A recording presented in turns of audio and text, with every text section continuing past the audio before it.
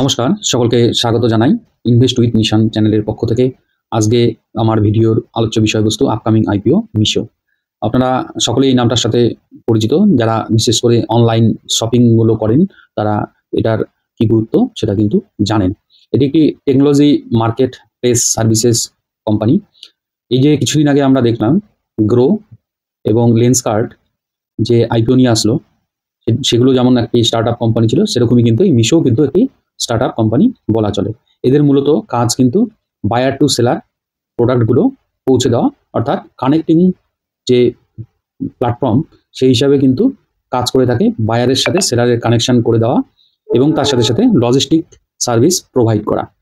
এই যে value conscious affordable product কিন্তু এরা কনজিউমারের কাছে পৌঁছে দেয়।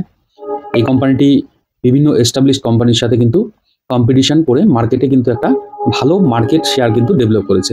তো এখানে কোম্পানিটার সম্পর্কে দুটি কথা আপনাদের বললাম।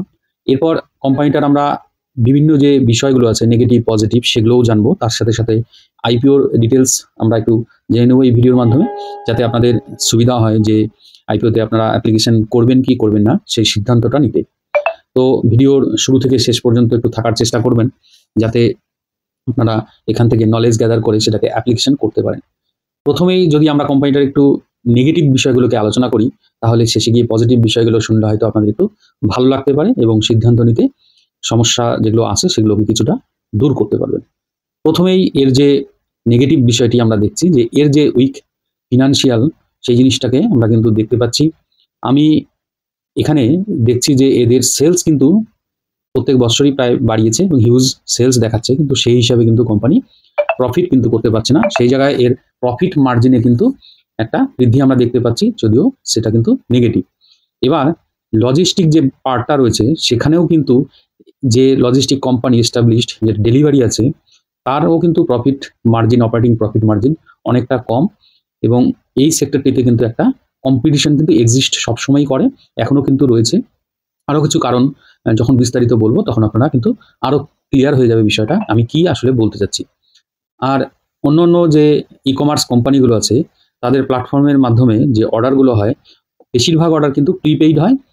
তার মধ্যে এর যদি অর্ডারগুলো দেখেন, বেশিরভাগ অর্ডার এদের কিন্তু ক্যাশ অন ডেলিভারি হয়। 79% মতো অর্ডার ক্যাশ অন ডেলিভারি হয়। আবার একটি নেগেটিভ দিক হলো যে এখানে সাকসেসফুল অর্ডার ডেলিভারি কিন্তু হয় 75% মতো, অর্থাৎ 100টি প্রোডাক্টের মধ্যে 25টি প্রোডাক্ট ক্যান্সেল বা রিটার্ন কিন্তু হয়। তার মানে এখানে কিন্তু একটা এক্সিকিউশনের দিক থেকে 25% মতো কোম্পানি কিন্তু ফেল করে যায়। এরপর আরও কিছু ডিসপুট এদের রয়েছে, সেটা হচ্ছে ট্যাক্স রিলেটেড কিছু dispute, GST related dispute. Income tax ডিসপুটসের ক্ষেত্রে একটা দেখা যাচ্ছে 572 কোটি টাকার একটা সমস্যা রয়েছে। জিএসটিতেও কিছু সমস্যা আছে এবং আদার্স কিন্তু কিছু সমস্যা আছে। তার মধ্যে ভেন্ডার ডিসএগ্রিমেন্ট একটা সমস্যা। তাছাড়াও ভেরিয়াস যে ট্যাক্স আছে টোটাল মোটামুটি সেটা কিন্তু দাঁড়াচ্ছে 710 কোটি টাকার মতো একটা সমস্যা হয়ে আছে। এরপরে আরেকটি সমস্যা আছে অ্যামাজন ওয়েব সার্ভিস।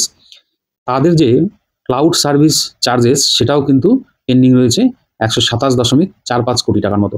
এই ধরনের কিছু কিছু সমস্যা কিন্তু ছোট বড় সবকিছু কোম্পানিটার মধ্যে কিন্তু রয়েছে। এই কোম্পানিটি পুরোপুরি বলা চলে টু থার্ড যে ডেলিভারিগুলো হয় সেটা কিন্তু ভ্যালমোর যে ওদের যে লজিস্টিক সার্ভিস বা কুরিয়ার সার্ভিস তাদের সাহায্যে করে। এরা কিন্তু এই থার্ড পার্টি অর্গানাইজেশনের উপর ডিপেন্ডেন্ট, যদিও এদের বক্তব্য এদের দ্বারাই মানে এই মিশোর দ্বারাই এরা অপারেট হয় এবং এদের একদম নিজস্ব ব্যাপার, কিন্তু এটা একটা থার্ড পার্টি অর্গানাইজেশনই যেটুকু দেখা যাচ্ছে। সেইখানে যে ডিসপ্যাচগুলো হয় সেই কোম্পানিটাও কিন্তু সেখান থেকে বেশি একটা রেভিনিউ আর্ন করতে পারে না। এই কোম্পানিটা কতদিন এদেরকে এই কম রেভিনিউ বা কম চার্জে এদেরকে সার্ভিস প্রোভাইড করতে পারবে, বা এই বিষয়টিকে এরা যদি নিজেদের মনে করে তাহলে সেটাকে কতদিন চালাতে পারবে, সেই জায়গায় একটা কিন্তু কনফিউশন রয়ে যায়। আরেকটা, এদের যে এভারেজ অর্ডার ভ্যালু সেটা কিন্তু বিলো 300, হোয়ারাজ অ্যামাজন বা ফ্লিপকার্টের কিন্তু এভারেজ যে অর্ডার ভ্যালু সেটা কিন্তু মোটামুটি 1000 এর মতো রয়েছে, মানে 1000 টাকার কিন্তু একটা এভারেজ অর্ডার ভ্যালু অ্যামাজন ফ্লিপকার্টে আমরা দেখতে পারি, কিন্তু সেই জায়গায় এদের এভারেজ অর্ডার ভ্যালু কিন্তু অনেকটাই কম, সেটা 300 টাকার প্রায় নিচেই বলা চলে। এবার এদের যে জিনিস আরও কিছু সমস্যা আছে, এরা দেখাচ্ছে যে এদের প্রচুর কনজিউমার রয়েছে, কিন্তু কনজিউমার প্রচুর যেমন রয়েছে সেখানে কিন্তু ফেলিয়ারের পরিমাণও কিন্তু প্রচুর রয়েছে। এইগুলো এর নেগেটিভ। আরও কিছু নেগেটিভ যদি আপনাদের জানা থাকে আপনারা কমেন্টে জানাতে পারেন, কিন্তু আমি মনে করি এই নেগেটিভ বিষয়গুলো আপনাদের জানা খুব দরকার। এরপর যদি কোম্পানিটার পজিটিভ দিক দেখি, প্রথমেই এরা হচ্ছে একটা আন্ডার পেনিট্রেট মার্কেটে কাজ করে, অর্থাৎ এই যে অনলাইন বা ই কমার্সের সার্বিকভাবে কিন্তু এখনো কিন্তু বিস্তৃতি লাভ করেনি। এখনো কিন্তু ছোট ছোট অনেক শহর আছে যেখানে কিন্তু এদের সার্ভিস পৌঁছায়নি। সেই জায়গায় এদের কাছে কিন্তু একটা হিউজ একটা স্কোপ রয়েছে পৌঁছে যাওয়ার। এদের কাছে লার্জেস্ট ইউজার বেস এবং অর্ডার বেস রয়েছে। আর এই কম যে অন্যান্য প্লেয়ারগুলো আছে তাদের থেকে কিন্তু এদের লার্জেস্ট ইউজার বেস এবং কিন্তু অর্ডার বেস এদের দেখতে পাচ্ছি। এদের প্রায় 46% মতো কিন্তু মার্কেট শেয়ার হোল্ড করে, বা মার্কেটে যে এদের যে বিস্তৃতি সেটা 46% মতো।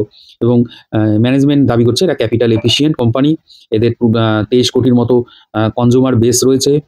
এবং এদের যে আহ, বিষয়গুলো দেখতে পাচ্ছি যে প্রত্যেক বছরে কিন্তু এদের কনজিউমার বেড়েছে। কনজিউমার কিন্তু কোনো একটি বছরে একবার একটু কমেছিল, কিন্তু লাস্ট ইয়ারে দেখা যাচ্ছে 52%-এর মতো এদের কাস্টমার কিন্তু বেড়েছে।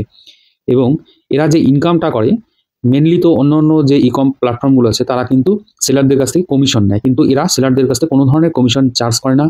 এই জন্য এদের প্রচুর সেলার রয়েছে, এদের প্ল্যাটফর্ম ইউজ করে বিক্রি করে। আর হচ্ছে লো কস্ট লজিস্টিক প্রোভাইড করে। তাছাড়াও যারা এদের প্ল্যাটফর্মটাকে ব্যবহার করে তাদের কাছেও কিন্তু এরা কোনো ধরনের চার্জ কিন্তু অ্যাপ্লাই করে না, যার জন্য সেলারদের কাছে এটা অনেক ইউজার ফ্রেন্ডলি এবং সুবিধাজনক। আরেকটা হচ্ছিল এরা কিভাবে তাহলে ইনকামটা করে। অ্যাকচুয়ালি এরা ইনকাম করে বিভিন্ন অ্যাডভার্টাইজমেন্ট, এবং দেখবেন আপনি যখনই খুলবেন আপনার স্ক্রিনে অটোমেটিক কিছু প্রোডাক্ট কিন্তু চলে আসে কিছু ব্র্যান্ডের। যে কোনো অ্যাপে যদি খোলেন তার মানে ওখানে একটা ওই যে প্রোডাক্টগুলো আছে বা ওই সেলারের প্রোডাক্টগুলোকে ওই ই কমার্স প্ল্যাটফর্ম কী করে বুস্টিং করে, ভিজিবিলিটি বুস্টিং বলে যেটাকে। সেরকম ভিজিবিলিটি বুস্টিং যদি কোনো সেলার চায় যে আমার প্রোডাক্টগুলোকে ভিজিবিলিটি বুস্টিং করব, তখন এদেরকে কিছু এক্সট্রা পে করলে এরা কিন্তু ওই প্রোডাক্টগুলোকে আপনার ওই স্ক্রিনের সামনে কিন্তু তুলে ধরতে হেল্প করে, অর্থাৎ যেটাকে ভিজিবিলিটি বুস্টিং বললাম। সহজেই আপনার চোখে পড়বে এবং সেই জিনিসটা খুলে হয়তো আপনি চেক করেন, ভালো লাগলে আপনি নিয়ে নিলেন।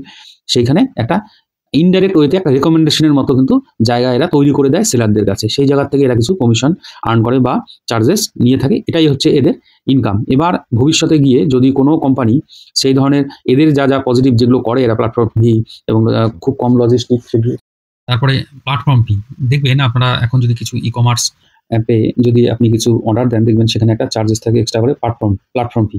সেই প্ল্যাটফর্ম ফিটা কিন্তু এরা এখনো চালু করেনি, যার জন্য এরা কিন্তু বায়ারদের কাছ থেকে একটা সুবিধাজনক অ্যাপ হিসাবে কাজ করে বা প্ল্যাটফর্ম হিসাবে কাজ করে। এবার দেখা গেল যে প্ল্যাটফর্মগুলো এখন ওই প্ল্যাটফর্ম ফিটা নিচ্ছে, সেই জায়গায় কিন্তু দেখা যাবে যে সেটা যদি ছাড় দিয়ে দেয় তখন কিন্তু এদের কিন্তু একটু সমস্যায় পড়তে হতে পারে। এগুলো প্রবাবিলিটির কথা, ভবিষ্যতে কোন কোম্পানি কী করবে সেটা দেখার বিষয়। তবে বর্তমানে এদের যে গ্রহণযোগ্যতা দেখা যাচ্ছে যে দিনে দিনে বাড়ছে এবং আগামীতেও বাড়ার কিন্তু একটা সুযোগ কিন্তু আমরা দেখতে পাচ্ছি। যদি এই কোম্পানিটা যেভাবে চলছে এবং অন্যান্য কোম্পানি যেভাবে চলছে সেইভাবে যদি চলে, কম্পিটিশনের দিক থেকে যদি এরা কিছু ফেসিলিটিস এক্সট্রা বায়ার এবং সেলার্সদের নিয়ে এগিয়ে দিতে পারে, তাহলে হয়তো এখানে একটা ভালো রকমের রিটার্ন ভবিষ্যতে এই কোম্পানিটা দিতে পারে। এবার আইপিও সংক্রান্ত আরও যে ফিনান্সিয়াল এবং কবে কি টাইম টেবিল এগুলো বলতে গেলে পরে যেটা বিষয় সেটা হচ্ছে 3 তারিখ থেকে এদের অ্যাপ্লিকেশন পর্ব চালু হচ্ছে এবং 5 তারিখ পর্যন্ত এদের অ্যাপ্লিকেশন পর্ব চলবে। আমি আর বিশেষ কিছু এখানে বলতে চাই না, তবে কি কি দেখে অ্যাপ্লিকেশনটা করবেন সেটা যদি বলতে যাই তাহলে আমি বলবো এখানে যেটা দেখার, প্রথমেই অ্যাপ্লিকেশন করতে গেলে পরে আপনাকে দেখতে হবে জিএমপি। এবার এই গ্রে মার্কেট প্রিমিয়াম যেটা চলছে এখন 40 উপরেই চলছে, 43%-এর মতো কিছুক্ষণ আগে আমি দেখেছি যখন ভিডিও করছি। এবার এটা ওঠানামা করে এবং অফিসিয়াল ডাটা নয়, জাস্ট এখান থেকে একটা ধারণা পাওয়া যে লিস্টিং গেন কিরকম হতে পারে। এবার যারা লিস্টিং গেনের জন্য অ্যাপ্লিকেশন করতে চান তারা এখানে অ্যাপ্লিকেশন করার কথা ভাবতে পারেন। এরপরে দেখতে হয় অ্যাঙ্কার লিস্ট। এবার এদের অ্যাঙ্কার লিস্ট নিয়েও একটা কনফিউশন চলছে, এখনও পর্যন্ত অ্যাঙ্কার লিস্ট হাতে আসেনি। যদিও অন্যান্য কোম্পানি যখন আইপিও আনতে যায় তখন কিন্তু আগের দিন পর্যন্ত অ্যাঙ্কার লিস্টটা দেওয়ার একটা সময়সীমা থাকে, তারা দিয়ে দেয়, কিন্তু এরা এখনও অ্যাঙ্কার লিস্ট আমি এখনো খুঁজে পাইনি। অ্যাঙ্কার লিস্ট আসতে পরে আপনারা যে কোনো সময় সেটা দেখে নেবেন কোন কোন ইনভেস্টার অ্যাঙ্কার লিস্টের মধ্যে রয়েছে, সেটা দেখে একটা সিদ্ধান্ত বা ধারণা পাওয়া যায়। যদি ভালো ভালো ইনস্টিটিউট বা কোনো অর্গানাইজেশন ইনভেস্ট করে অ্যাঙ্কার লিস্টের নাম দেখতে পারেন, তখন বুঝতে পারেন যে বড় বড় ইনস্টিটিউটগুলো এদের উপর বিশ্বাস রাখছে, সেই জায়গায় আপনিও একটা বিশ্বাস তাদের উপর রাখতে পারেন যে একটা লিস্টিং গেন ভালো হওয়ার সম্ভাবনা থাকে। তৃতীয়ত হবে এছাড়া আপনি দেখবেন সাবস্ক্রিপশন রেট, সেটা 2 দিন আইপিও অ্যাপ্লিকেশন হওয়ার পরেই আপনি বুঝতে পারবেন। আপনি যদি লাস্ট ডেতে অ্যাপ্লিকেশন করেন তাহলে মোটামুটি একটা সাবস্ক্রিপশন রেট জানতে পারবেন যে কতটা সাবস্ক্রাইব হলো, সেই হিসাবে একটা সিদ্ধান্ত নেওয়ার জায়গা থাকে। এইরকম কিছু বিষয় আপনাদের কিন্তু লক্ষ্য রাখতে হবে যে কোনো আইপিও অ্যাপ্লিকেশন করার ক্ষেত্রে। এই আইপিওতেও সেই ব্যাপারটাই কমন, এই কয়টা জিনিস কিন্তু ভালো মতো লক্ষ্য করবেন এবং সর্বোপরি মার্কেট সেন্টিমেন্ট যেরকম থাকবে সেটাতেও কিন্তু একটা লিস্টিং গেনের প্রভাব পড়ে। এবার যদি কেউ লং টার্ম হোল্ড করে তাহলে কিন্তু এই কোম্পানিটাকে অন্তত 1 বছর দেখতে হবে, কারণ কি এরা অপারেটিং প্রফিট মার্জিন যেটা নেগেটিভ এখনো পর্যন্ত আছে সেটাকে কোন জায়গায় নিয়ে যায় এবং ভবিষ্যতে কোম্পানিটা কীরকম কম্পিট করে টিকে থাকতে পারে সেগুলো কিন্তু দেখার বিষয় আছে। সেগুলো দেখে কিন্তু সিদ্ধান্ত নিতে হবে যদি আপনি আইপিও পেয়ে যান যদি আপনি কিছুটা হোল্ড করতে চান, তবে এগুলো কিন্তু দেখে নিয়ে করাটাই ভালো হবে। তো ভিডিওতে আর বিস্তারিত সেরকম গেলাম না। অন্যান্য আইপিও সংক্রান্ত ভিডিওতে আমি ফিনান্সিয়াল এবং বিভিন্ন পেয়ার কোম্পানি এগুলোর সাথে তুলনা করে দেখাই। এখানে কিছু দেখালাম না। আর ভিডিওটি অনেক লেন্দি হয়ে যাচ্ছে। এর কারণ এই কোম্পানিটার নেগেটিভ পজিটিভ নিয়ে বলতে গিয়ে ভিডিওটি অনেক বড় করে ফেললাম। তো এখান থেকেই আশা করি আপনাদের কিছুটা হেল্প হবে। ধন্যবাদ। ভালো থাকবেন। ভিডিওটি ভালো লাগলে একটু লাইক করবেন, কমেন্ট করবেন, শেয়ার করবেন। ধন্যবাদ।